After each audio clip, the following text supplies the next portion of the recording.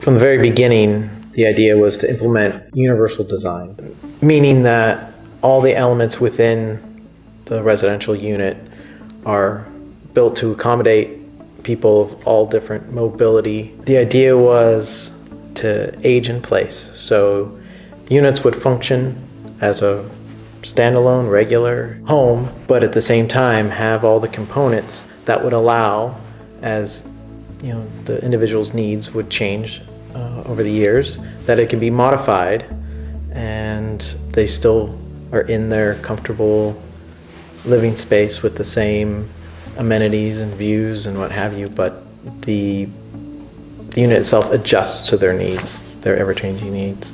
The surrounding neighborhood is very much into the mid-century period, and it was actually designed by one of the great fathers of mid-century architecture, William Kreisel. In many regards, it sort of gave a comfort zone for us, because we were really sort of taking part in the community. We were a part of it. We were just an extension of it. His motivation was not necessarily to make it really cool. All architects want their buildings to be cool, right? And these are cool. They're great. They look wonderful. But his motivation was about livability.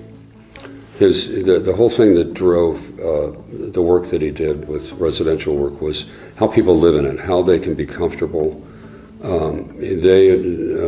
and his firm were the ones that really sort of started the trend with open kitchens like you see behind us, and sort of open living. That was a whole new thing. Before that, kitchens were locked in a little room and every room was separate and so forth.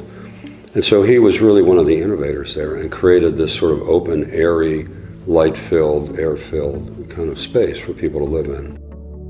The landscape of Wesley Palms is something we paid a lot of attention to. We had a great landscape architect that was very responsive, did some wonderful things. But that's all part of it. As we sit here, we're seeing its wonderful trees and landscape. Because at the end of the day, it's not just about how it looks, it's about how it lives. It's about creating the space and the natural light and the natural air and the relationship to landscape.